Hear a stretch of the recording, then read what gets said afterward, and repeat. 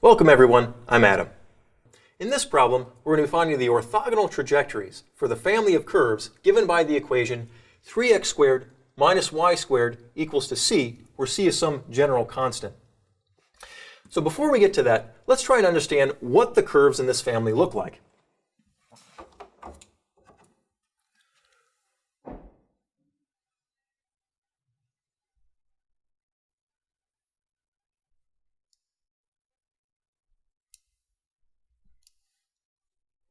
So what we see is hopefully something that looks familiar to us. We have an x squared term, a y squared term with a negative in between. So with a little bit of reworking, if we divided through both sides by c, we could write this as x squared divided by some constant, say write it as squared if we can, minus y squared divided by some constant squared equals 1. Well, that gives us the graph of a hyperbola. So for different values of c, we get different graphs of hyperbolas. Now we see that the negative is on the y, so we know our transverse axis goes horizontal, and our center is at 0, 0, so the transverse axis is the x-axis, and so our hyperbolas will be opening up in the direction of the x-axis. So in general, we'll have graphs looking like that. Now that's going to come in handy in a little bit, where later on we're going to graph some of these things once we get our solution. So that's what we have. Now what we want to find is the orthogonal trajectories to curves like this. Well, what are orthogonal trajectories? Orthogonal trajectories are separate curves that intersect, say, these curves orthogonally. So what we have is hyperbolas. So we'll graph kind of a general hyperbola, something looking like that, and some other graph intersecting that.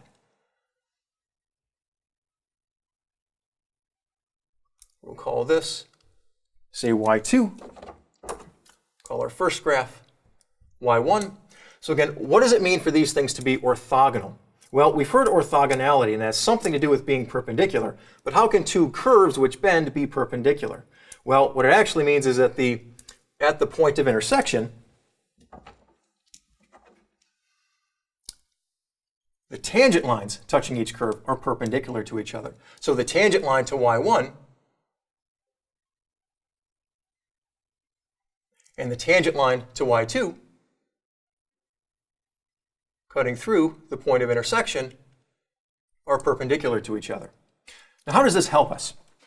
Well, we want to find these orthogonal trajectories. First, let's look at the slopes of these tangent lines. So the slope of our tangent line at y1, which we'll call dy1 over dx, so that has some, say, positive slope, or general case, we'll call a over b. We don't know what the exact numbers are, but that's what we'll call it here. Now the slope for a y2 curve, dy2 over dx, since these lines are perpendicular, their slopes are negative reciprocals of each other. So if the slope is a over b at y1, for the curve y1, dy2 over dx is going to be negative b over a. Okay, so now how does that help us? Well, that gives us kind of a game plan. So what we can do is find the general equation of a slope for our curves by taking the implicit derivative, and then take the negative reciprocal of that, which gives us a differential equation which we can find a solution curve for. So let's go ahead and get started. So we'll do this kind of in two parts. So we have our curve 3x squared minus y squared equals c. And we're going to take the implicit derivative of both sides, so d dx, to find the formula for the slope of this curve. So taking our derivative through, we're going to have derivative of 3x squared gives us 6x. Derivative of y squared is going to be minus 2y dy dx, and that's equal to the derivative of a constant, which is 0. And so what we want to do is solve for our dy dx. So our dy dx, collecting all of the terms to the other side, subtracting 6x, and then dividing by negative 2y, gives us our dy dx as 3x over y. So there's the formula for the slope of our curves, 3x squared minus y squared at different values of x and y. Now, for the second part, we're going to find the slope of our orthogonal trajectories and use that to find the curves of those. So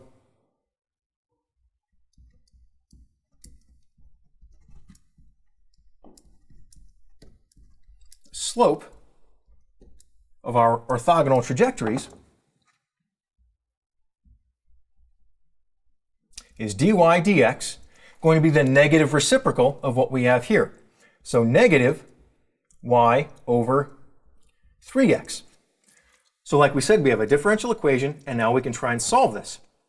So we're going to solve this by separating our variables, bring everything with a y term on one side, everything with an x term on the other, so we can divide both sides by y, multiply both sides by dx, and that will give us, say, 1 over y dy equals negative 1 over 3x dx.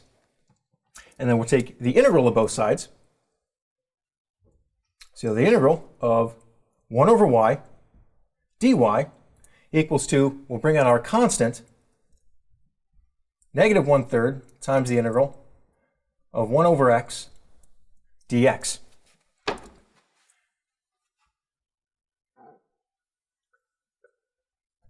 And we'll bring it up here.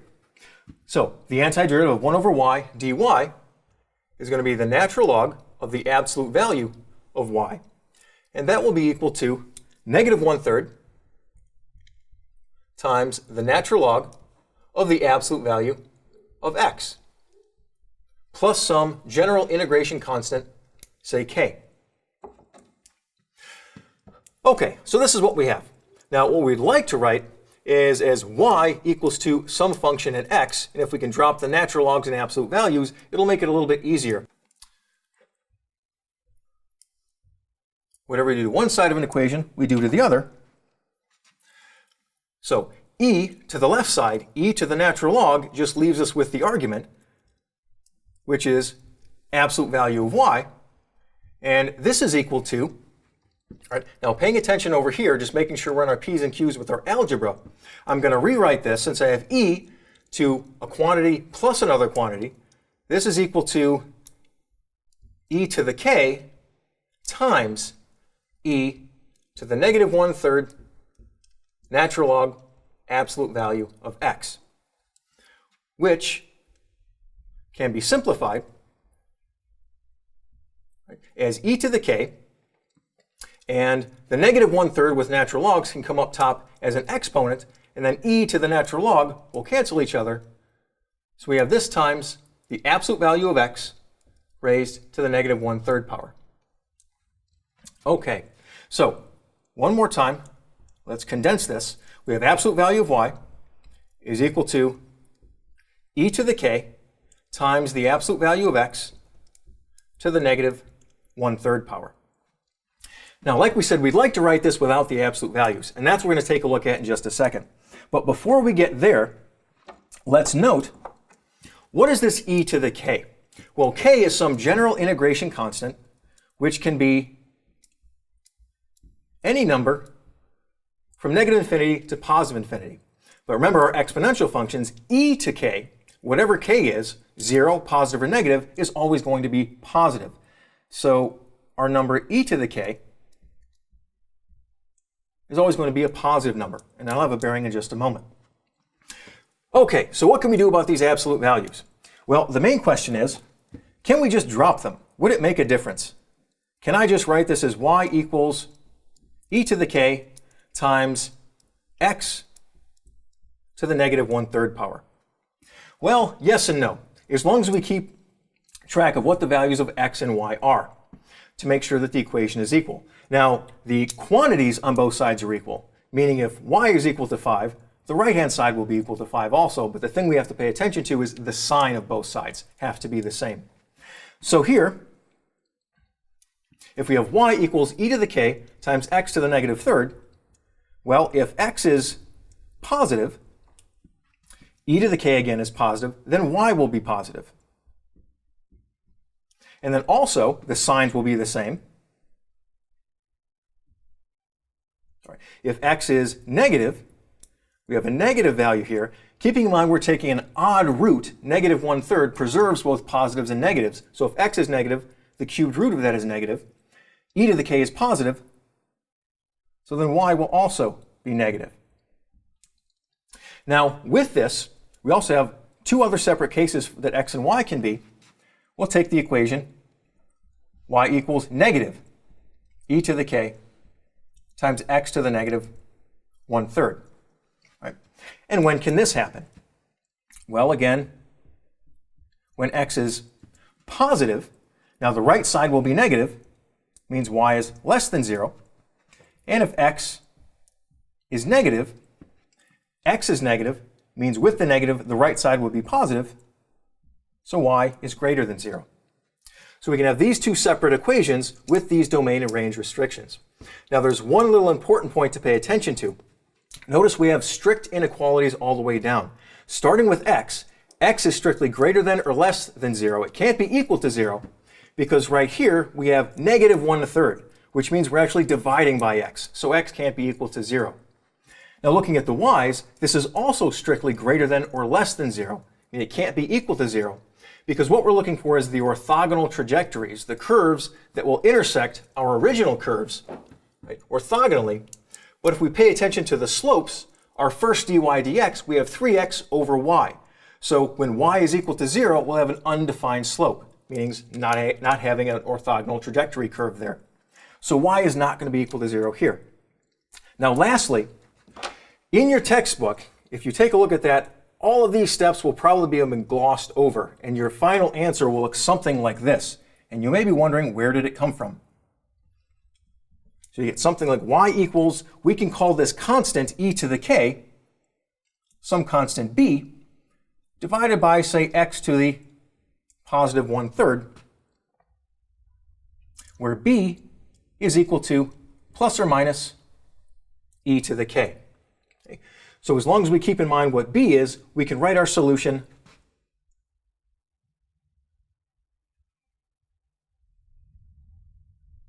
just like this.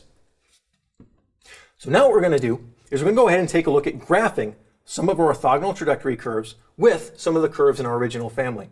We'll erase some of this to make some room and see you in a little bit. Now we're going to use a graphing utility to graph several members of each family of our curves. The original set of curves, 3x squared minus y squared equals c, and our orthogonal trajectories. Now first, to graph anything from our original set of curves, we have to write this as an explicit function of y.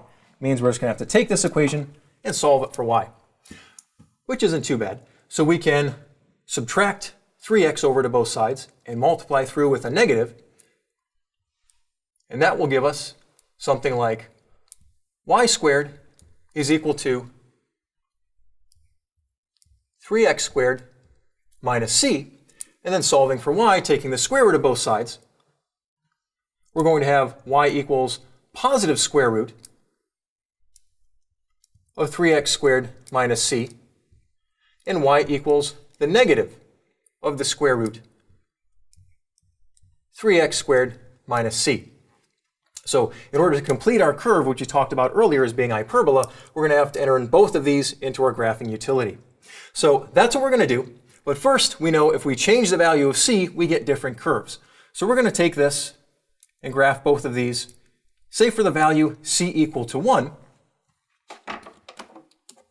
and then also our orthogonal trajectory,